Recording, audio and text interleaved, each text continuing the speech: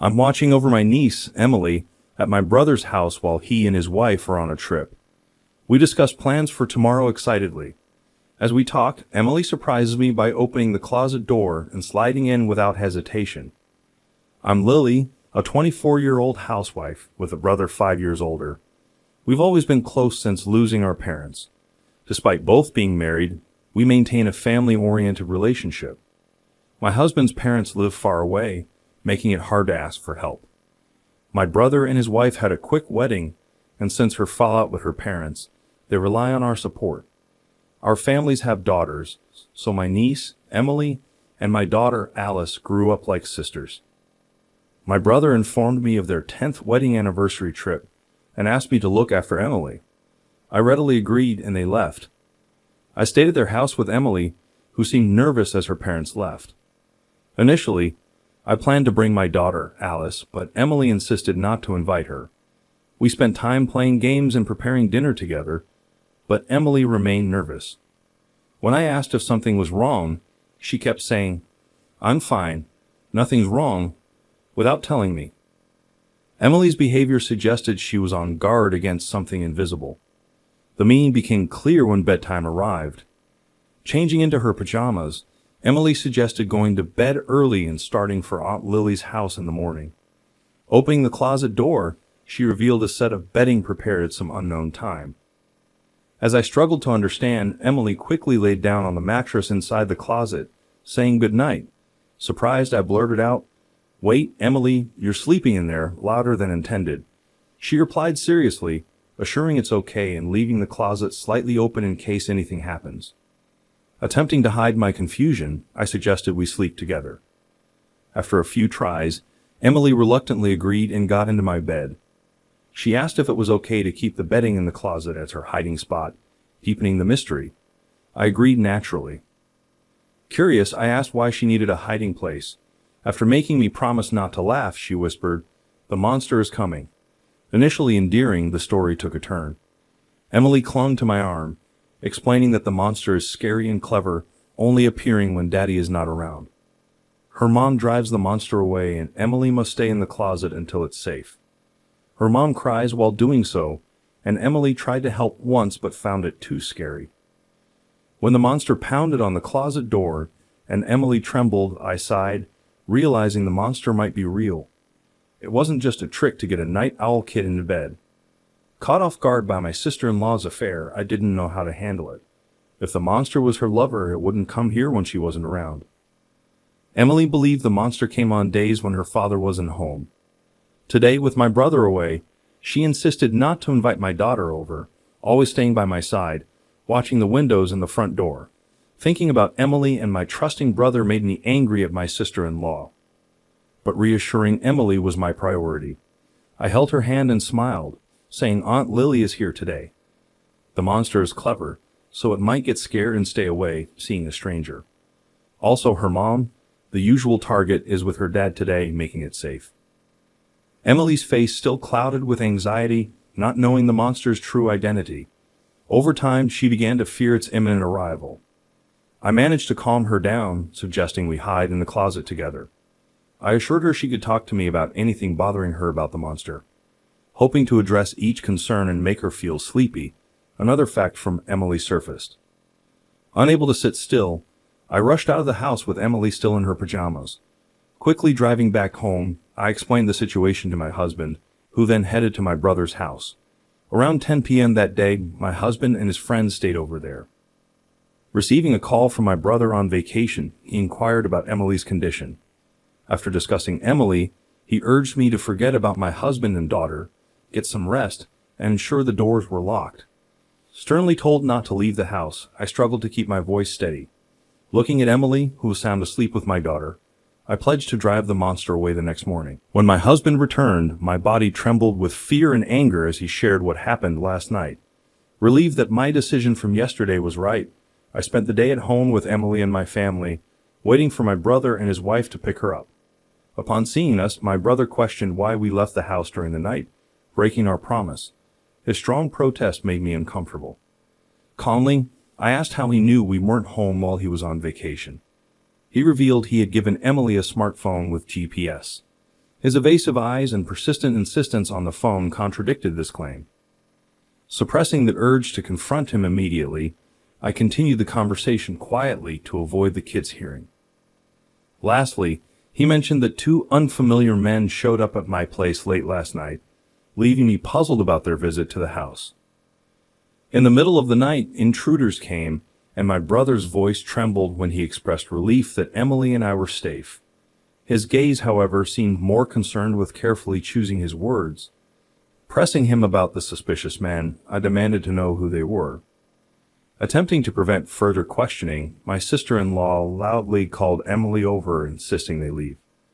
Emily timidly appeared, and her mother forcefully took her hand.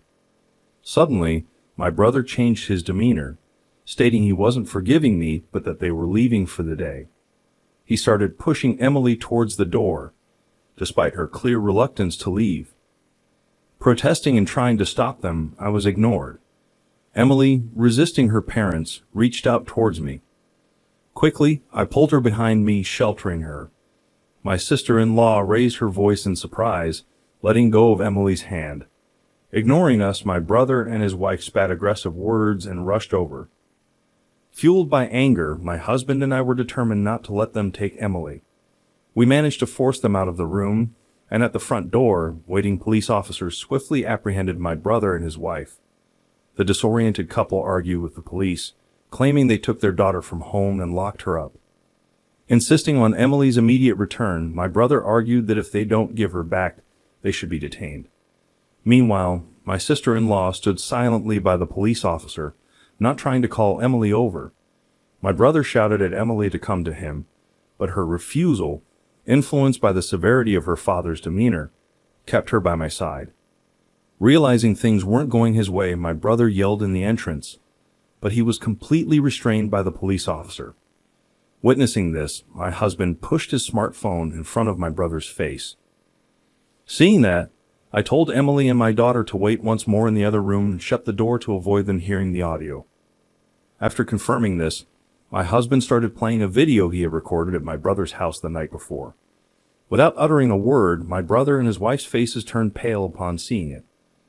The video began with a key slowly turning in the lock of the house, revealing they had used a spare key. Two men quietly entered the room, appearing in high spirits, and greeted each other, mentioning my brother's name.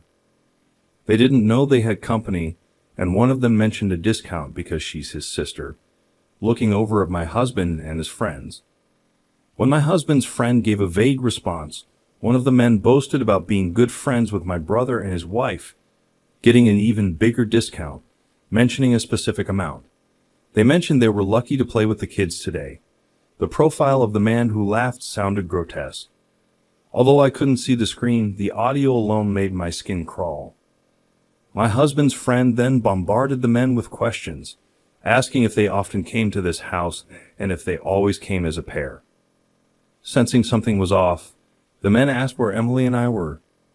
Seeing my husband's enraged expression as he responded that we're not here, they finally realized the gravity of the situation and quickly fled. Until the very end, they were either unaware of my husband's recording or deliberately didn't mention it.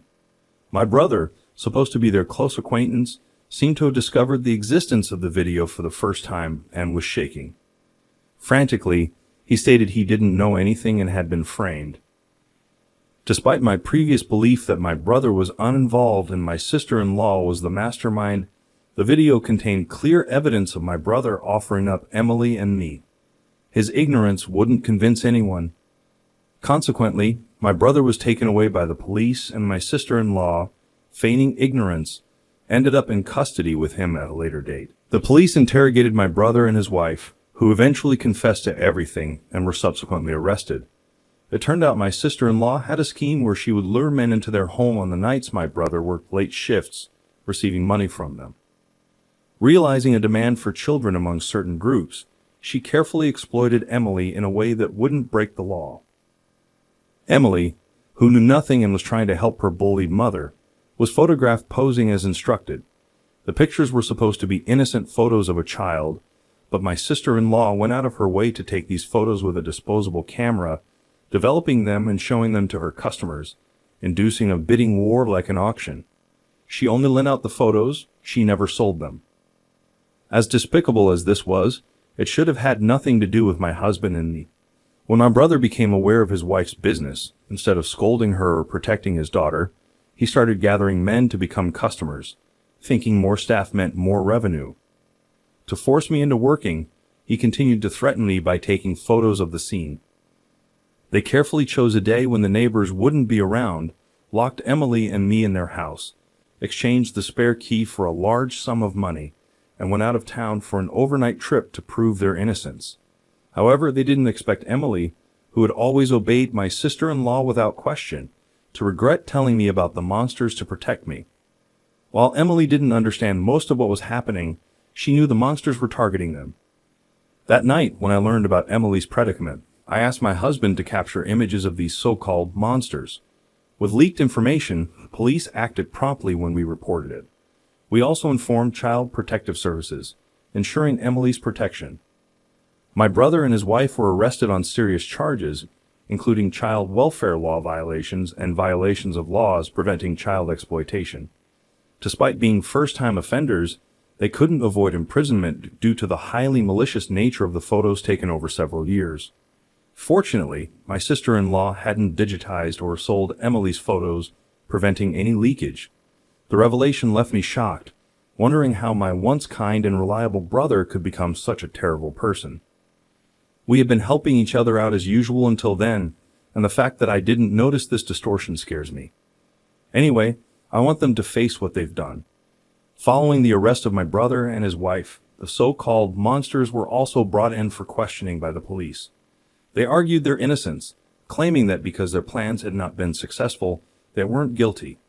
However, the discovery of someone else's child's photographs at their residence and their involvement in other criminal acts confessed by my brother and his wife during their interrogations led to their arrest on multiple charges. After dealing with the monsters lurking in our lives, we went to Child Protective Services to inquire about Emily's situation. Her parents were arrested, leaving her without anyone to care for her. In fact, they were unfit to be guardians in the first place, so custody of Emily was taken away from my brother and his wife. Neither my brother nor I have any living parents, and my sister-in-law's family is completely estranged. We learned that if no one from her family agreed to take her in, Emily would be placed with foster parents. After discussing it with my husband, we decided to adopt Emily. To me, Emily is not only someone I'm greatly indebted to, but also a girl I've grown to love as my own daughter. Leaving her was simply unbearable, and luckily my husband agreed. We saw this as an opportunity to move to my in-laws' town. Our daughter, who loves her grandparents and has always wanted an older sister, is overjoyed. She's eagerly looking forward to the weekends when she can see her grandparents more often, and now her wish of having Emily, whom she adores as her big sister, has come true. As for Emily, who finally got out of the clutches of her abusive parents, she's adapting incredibly well to her new environment, and as an older sister, she's beginning to lead a happy and peaceful life.